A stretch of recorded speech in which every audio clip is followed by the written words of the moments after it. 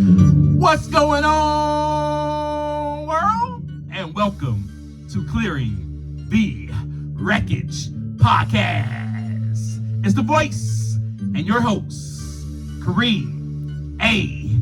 Rashid. Yeah, and once again, I don't know what you got going on.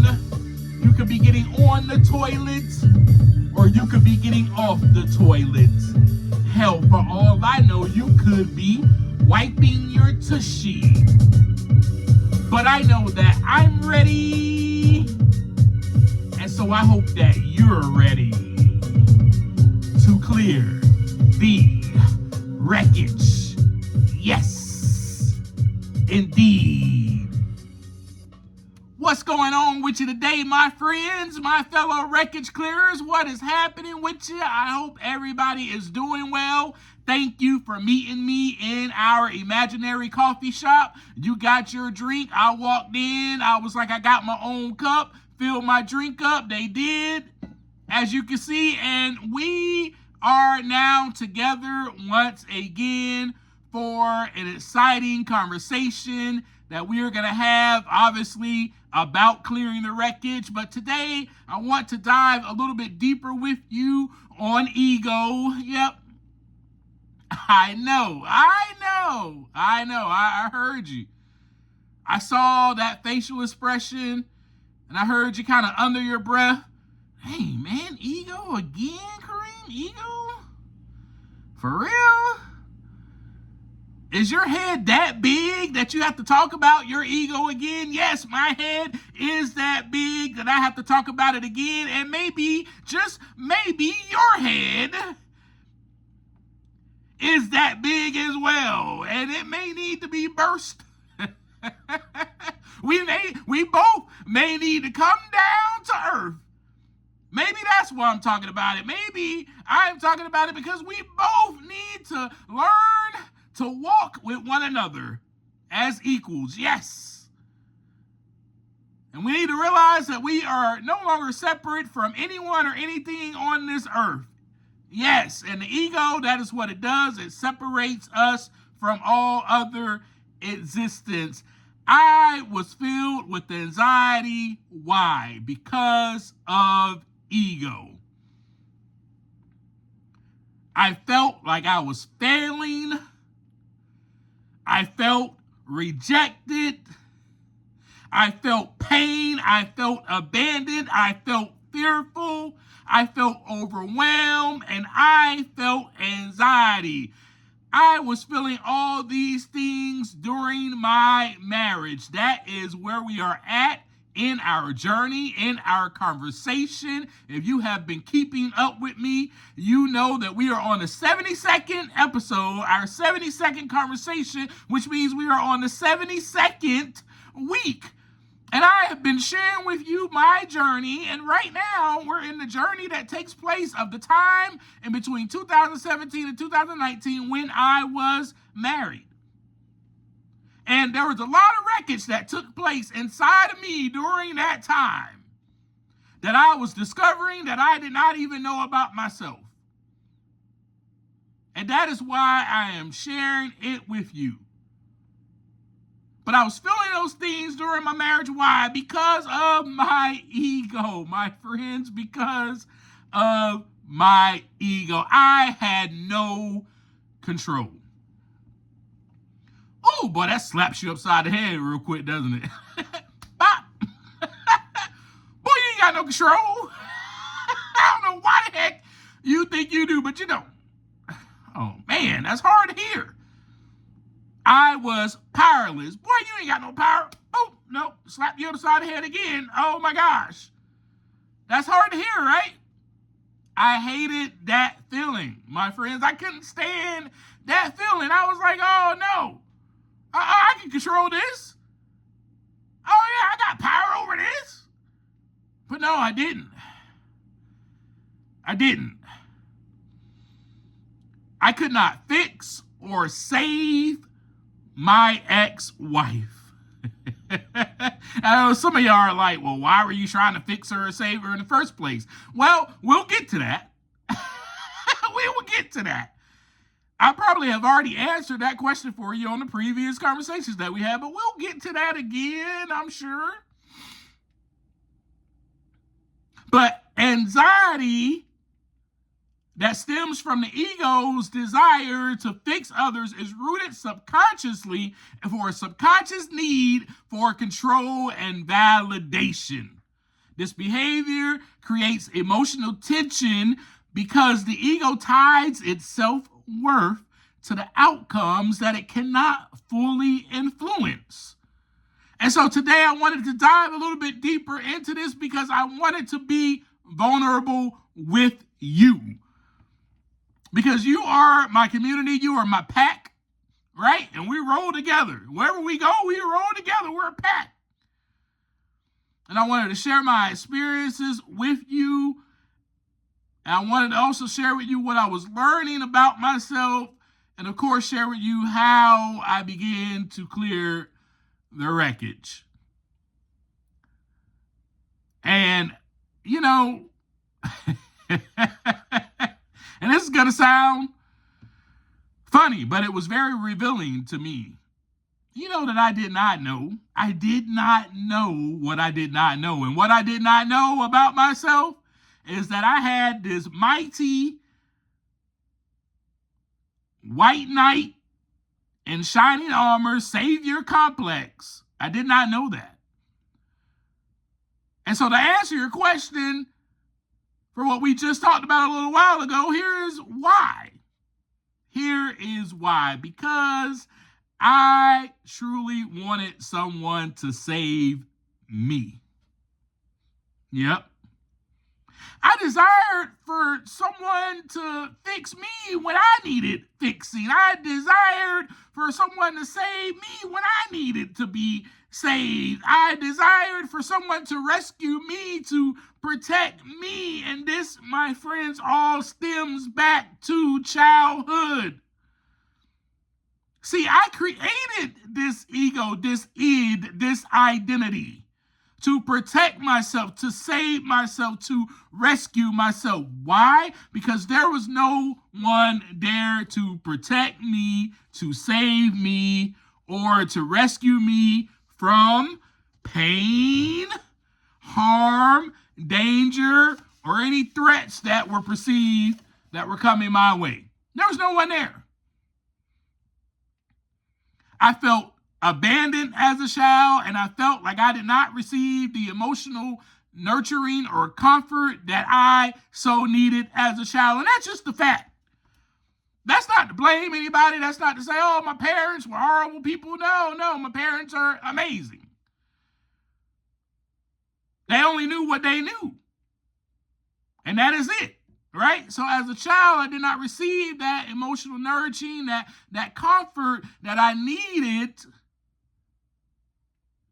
to help me along my journey as an adult. So I kind of had to create and construct this id or this identity or ego to preserve myself, to save myself. And see, some of us don't even know this about ourselves. That is why I am discussing this with you today and sharing this with you today. Because maybe it is something that you actually need to hear. But I know I needed to hear it. I needed to hear it. And my therapist, she pointed it out to me. And I am so glad that she did. And it was explained to me that I was trying to save my inner child. 5-year-old Kareem, 9-year-old Kareem, 10-year-old, whatever. My inner child, I was trying to save. I was trying to protect. I was trying to be there for that guy. So, really, in all of this conversation that I am sharing with you today is that I discovered the why. I discovered the why I was creating this id or this identity, this ego, why I was filled with anxiety. I discovered the why. And so we have to look inside to find that out. We have to look inside so that the wreckage can begin to clear. I don't just say that every week to you to blow smoke up your hoo-ha. This is real. This is what we have to do in order to clear the wreckage, my friends. And now, so when my therapist told me that it is probably because you feel broken or damaged, so therefore those that you see as broken or damaged, you are attracted to them. But not only are you attracted to them, you're attracted to them so that you can save them, help them, rescue them from their brokenness, from their emotional distress. And she didn't really say it to me in those words. I'm paraphrasing with you. However, that is what she meant. I am trying to save everyone from their emotional distress, their emotional baggage, from their wreckage. That's not what I'm doing right now. Let me clarify that. Not doing that right now. Not trying to save you. I just want to share my experience with you. And that's that. And that's why I created the podcast. So let me be clear with that. I do hope that it will help you, to begin clearing the wreckage. The idea is so that you can begin to just look inside as I am doing on a daily basis. And the idea is that we do this together. No one is fixed. No one is healed completely. And no one has graduated from life. We are in this together. We are on this journey of clearing the wreckage together. And you know what? I want to share my experience with you in this because I know it. I know it full well because I know this is my purpose, that some of my listeners, those that are part of this community, can relate and can understand what I'm talking about. So that's your reason for that. So I just wanted to clarify that. Look, I ain't trying to save you. I don't want you to get it all twisted and confused during this conversation. I am not trying to save you. But in the past, that's the wreckage that I had inside of me. That I realized that I had to begin to start clearing this out. I got to start clearing this out. I'm thankful so much for my therapist pointing that out to me. And then I discovered the why. Okay, this is why I am the way I am. And all this really stems from childhood. For me, not really receiving that emotional nurturing or that comfort that I really need, me feeling abandoned. And so throughout my adult life now, I take this into relationships. And I am trying to fix or save or protect or give them what I did not receive.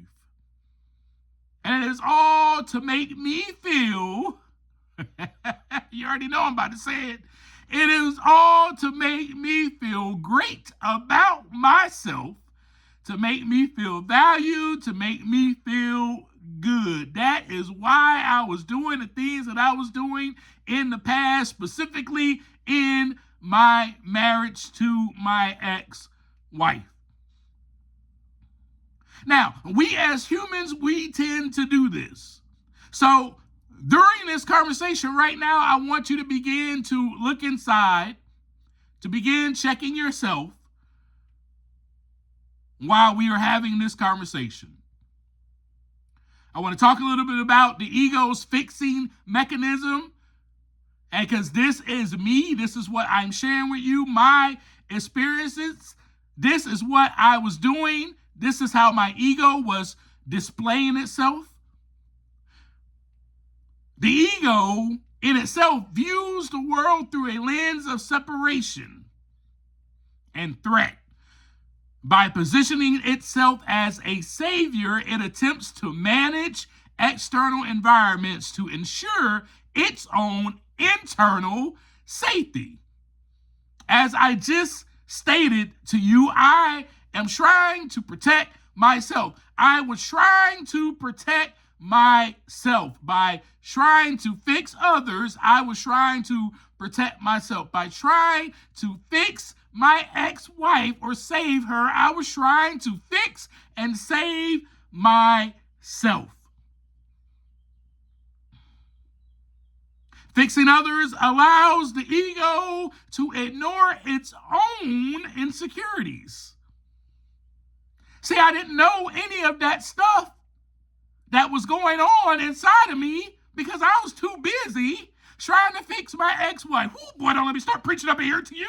See, you may be too busy trying to fix other people that you ain't even concerned about your own insecurities, your own past trauma, or your own unresolved emotional voids. You're not, because you are avoiding that inner pain because you are trying to fix other people. Maybe it's time for you to focus on yourself so that you actually can heal and become a better version of yourself today. And then maybe you actually can help someone. But right now, you're not helping anybody because you yourself are avoiding your own crap, your own wreckage. That is why I say to you every single week at the end of our conversation, take the time to look inside so that the wreckage can begin to clear. Stop looking at everybody else's wreckage. Look at yours. Look at yours. So fixing other people, that's what it allowed me to do. Fixing other people, trying to fix my ex-wife, it allowed my ego to ignore my own insecurities, to ignore my own past trauma, and to ignore my own unresolved emotional voids. This was my ego's way of avoiding inner pain, as I would like to say. I was avoiding my own inner pain, my own inner stuff. The ego also craves external order to feel secure. It convinces itself that, oh, if we can just fix someone else, the world will finally be safe and predictable. This, my friends, is the illusion of control. And this is the illusion that I was stuck in. Oh, man, if I can just, if this over here can, if this right here, if she could just do this, then I will be secure. Yep. Also helping, as we talked about this, I think 2 weeks ago, helping becomes performance intended to gain approval or to prove your superiority. I know for me it was. Now, if the fix actually fails, if what I'm doing, I'm trying to fix you, actually fails, then the ego feels personally threatened, which leads to ego anxiety. And that, my friends, was me in my marriage. That was me. I felt like I failed. The fix went horribly wrong. I couldn't fix her. So therefore, it led to me being in full-fledged anxiety. Full-fledged anxiety. Oh my goodness. And you'll find it out because I'm going to read something to you. Once I get done talking about this, I'm going to read this to you because I want you to know exactly what I was experiencing and how it really felt for me. Another thing, here's why it leads to chronic anxiety. Because of the responsibility overload. You take the weight of the world, believing that you are responsible for others, for their happiness, for their stability, for their security, and you take on their burdens and you take on the weight of the world. Hypervigilance is another way. your ego, or my ego, I should say, we're talking about my ego, right? Remains in a state of high alert. And back then, this is what I did. I remained in that state of high alert. Oh my God, I was constantly scanning for problems. I was like, oh, problem. Oh, another problem for me to solve. That's what I was doing. Which kept my nervous system in fight or flight.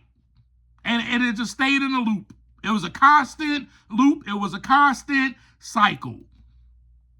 The fear of abandonment, the drive to save others was a strategy for me to keep other people close. I did not want to lose her.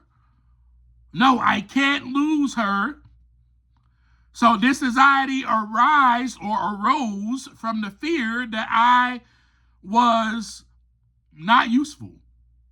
And if I'm not useful, if my love isn't good enough, if I'm not good enough, if all the things I'm doing is not helping, then I'm going to be rejected.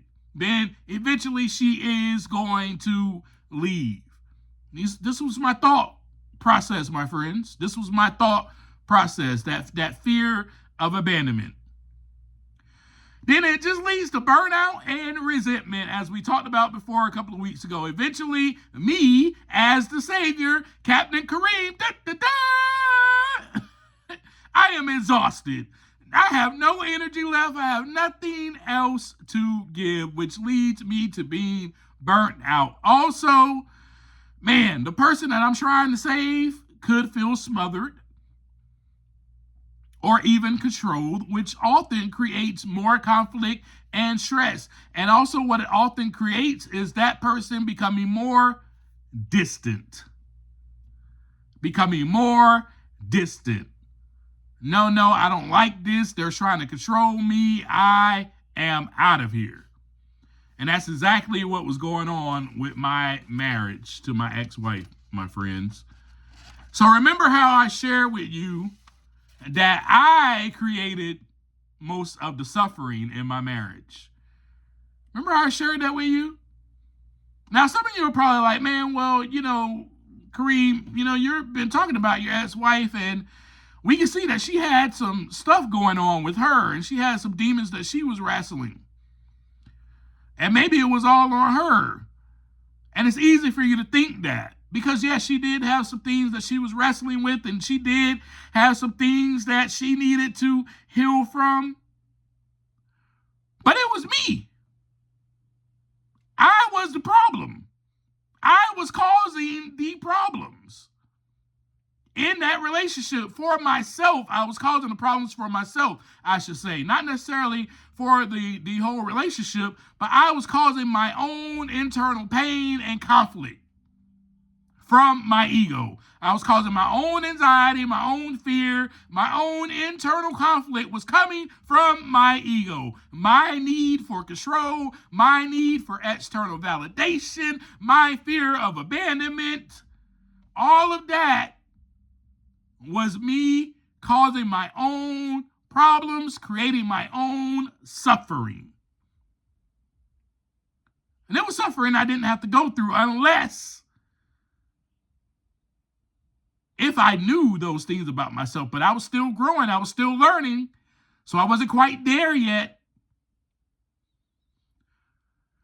So reducing this type of anxiety, right, this ego-driven anxiety, it requires detaching the ego from external outcomes. First, we need to be accepting. We need to accept.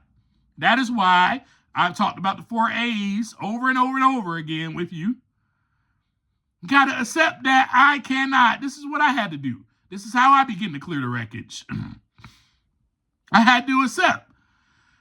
And it's hard to accept. I had to accept. Man, I can't control this woman. I can't control her path.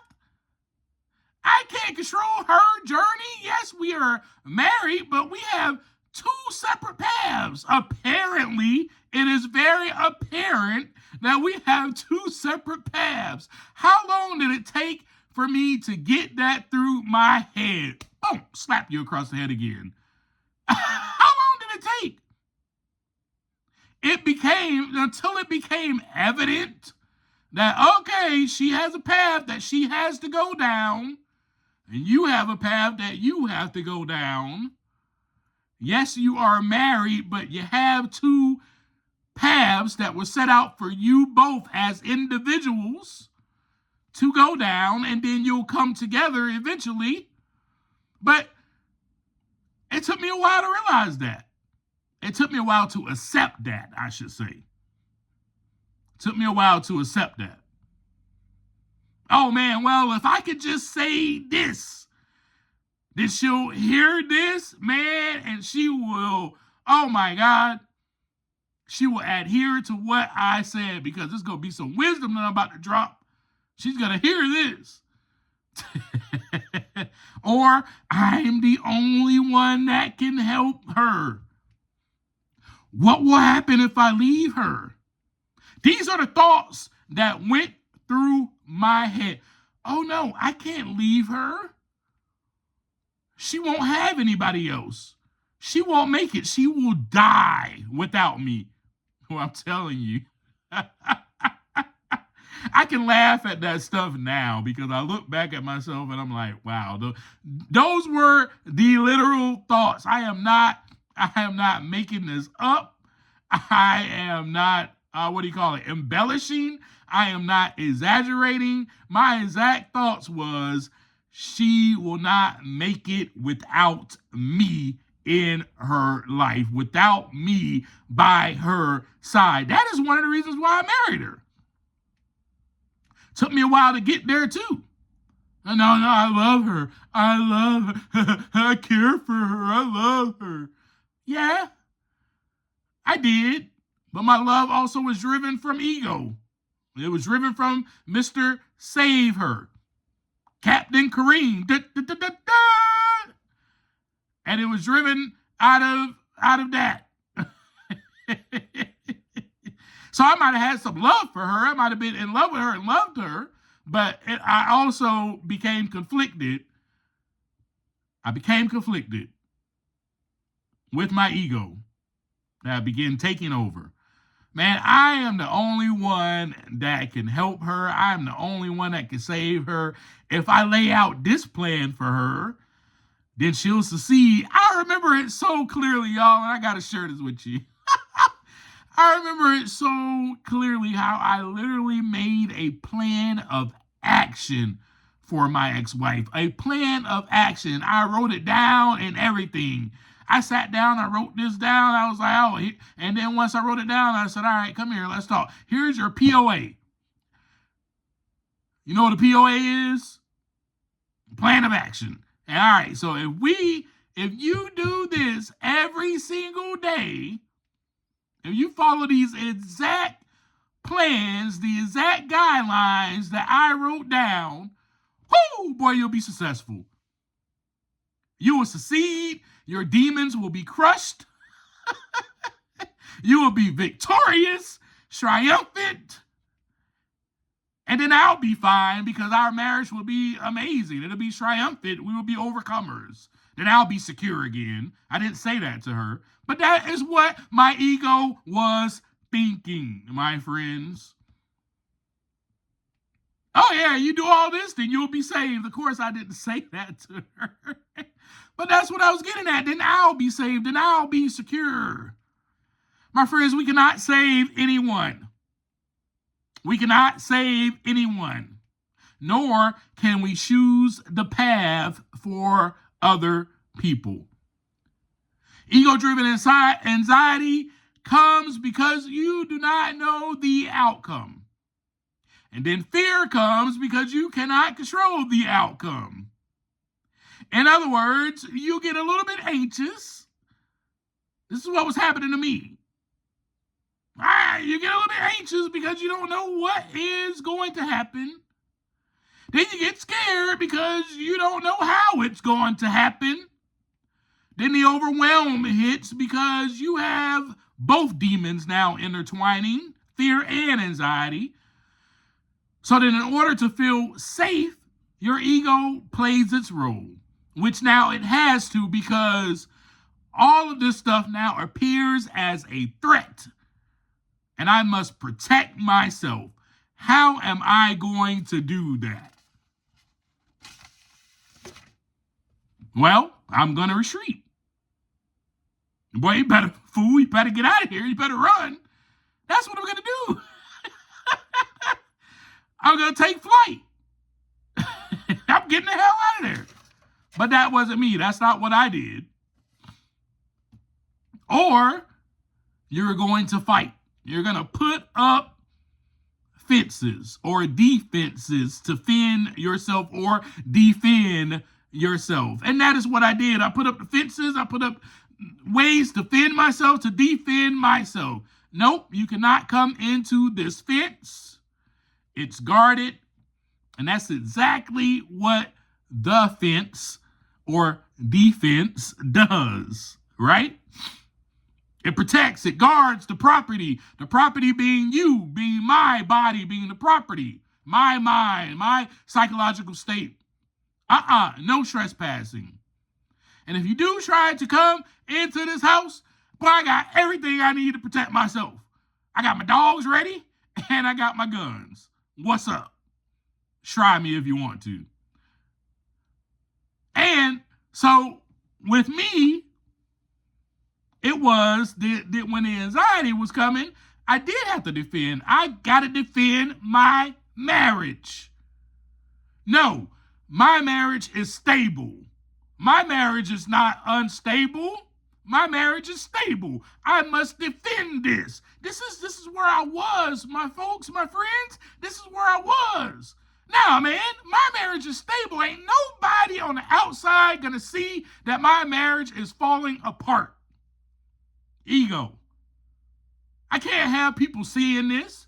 I can't have people up in my business. I can't let people know what is really going on in my marriage. Although they need to know so that they can help. But the ego doesn't want to be vulnerable. The ego wants to just say, Captain Kareem, I can fix this. No worries. I got it. I put my fences up so y'all can't come in here to try to help my marriage out. I got this. I got all the things I need, all the ammunition that I need to protect this marriage, to protect my id, my identity, my ego. This right here is stable. This right here will never fail as long as I'm in it. This right here will be the most triumphant picture of marriage that you have ever seen. That was my idea. That was the way that I was, my friends. And so here are some things that I learned, and here's some ways that you can begin to clear the wreckage, what I begin to do. And then I'm going to share this poem with you, and then I'm going to be out. Sitting in your anxiety. Man, this sounds really, I know. You're probably already like, what? You can sit still in anxiety? How do you do that? You know, when I learned this from a therapist, and when she first said it, I was like, well, if I'm filled with anxiety, look here, there's no way I'm going to sit still. I don't understand what you're telling me to do or suggesting. But I learned that this is a way to help regulate my nervous system. And I learned that if I just sit, instead of standing up and pacing back and forth, if I sit, I mean literally the word sit, while I'm anxious, and I breathe in and out, my anxiety starts to subside. And then if I start labeling my emotions, man, I feel anxious right now, I feel afraid, and then I question, why do I feel that way? Man, I'm afraid something bad is going to happen. Man, I don't know where she is. I don't know what happened to me. That's why she's not answering the phone. Oh man, so that has me feeling a little anxious. That has me feeling fearful. I do want to think about the worst case scenario, man. What if she's dead? What if that's what I'm thinking about? I'm thinking about the what ifs. Okay. And then after you do that, you breathe a little bit more, and then you start to detach from the what ifs. And this one is difficult, but you can do it. Well, how you do that is you got to go by the facts. I know, and even though you don't know that she's alive, the fact is that, well, she may not be answering the phone now, but she always does. She's my wife. She always responds to me. I had to go off of those facts, and those things help me. Now, I don't know if that's going to help you or not, but I'm just sharing what helped me to begin clearing the wreckage. So sitting in my anxiety, breathing, pausing when I'm anxious, labeling that stuff, going, oh man, I feel afraid. Why? Well, here's the threat. The threat is, oh my goodness, something could have happened to my ex-wife. Then I have to realize that, man, a lot of the things that I'm thinking about are hypothetical and they're imaginative.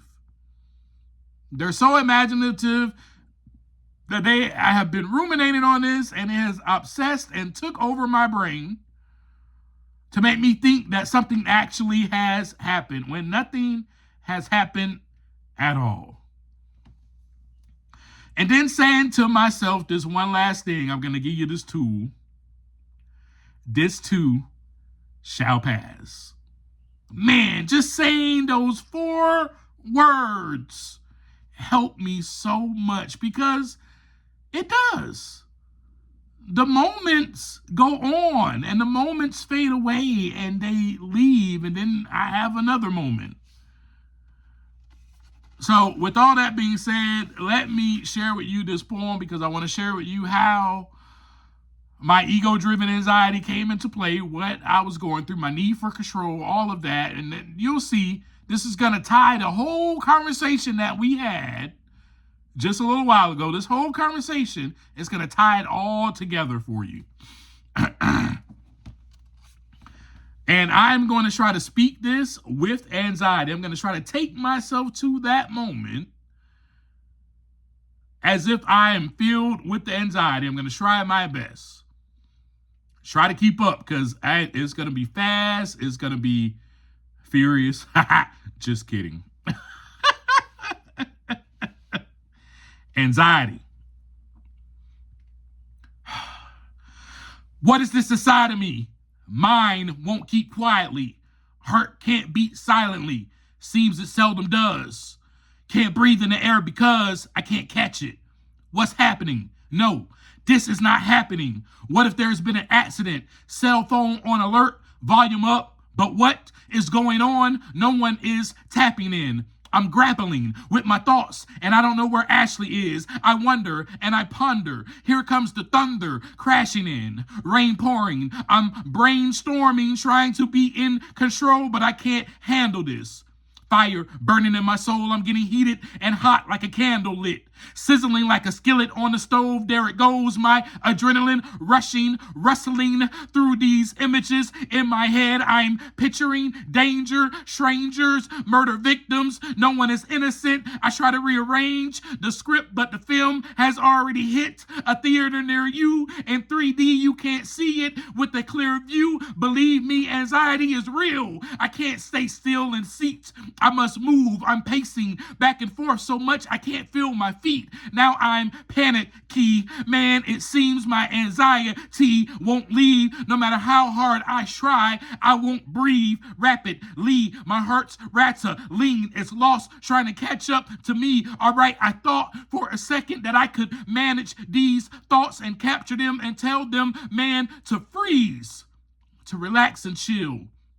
and stand at ease, but the impact builds. Then suddenly I'm in black fields, darkness in front of me. I know I want to be free, and apart from this dungeon I'm running into like hide and seek, it's like finding peace is the opponent I'm wrestling with, getting slammed down, making me breathless. Quick, I guess I should quit and forfeit, but I don't know I'm losing, and I'm dealing with extreme forces. Anxiety is confusing, infused with mean voices telling me to lose it. My head ain't screwed on tight, a loose lid. Now I'm terrified like a little kid. And the hell if I just sit and wait like I'm stupid? If I just stay here, that will be useless. Fear can be abusive. Not clear what I see, elusive. Illusions got me jumping to conclusions, becoming conclusive. Rude with tongue, I may lash out against you. Offensive. Right now, these demons are offending my mind and keeping me in troubled spirits, suffering because all I'm hearing is someone that disappeared again, a friend's kid, a runaway teen, a missing kid. The fear kicks in like a hurricane, tornado. The wind is fierce, blows down the street, goes, the windows hit. That's how anxiety is. Sometimes I'm crying in tears, hoping this feeling lifts up high in the sky. I'm wishing I could just fly away and evaporate and reappear as a mist so I could disappear, but it appears that these feelings exist. Anxiety level is high. Why am I dealing with this? I'm trying to sit and calm down, but I keep walking. My thoughts keep stalking my mind, and I can't find quiet, peace, be still, silence. It's miles down the road, but I'm told that I can keep this under control. But this is really a big load, and I'm overwhelmed with anxiety. And I know it all too well. How about the feeling that I am going to fail? Anxiety is a villain, trying to keep me in hell. It's hot, I'm sweating, letting all this negative guessing steal all of my blessings, stressing out. Seems I'm only left to doubt. I'm filled with fear, and it won't come out of my mental state. My mind is cluttered with hypothetical waste, so much trash to empty, create space, replace the events that took shape. If I could only stop, pace, wait, and enjoy the moment. My anxiety won't control me, but right now it's trying to take hold of me.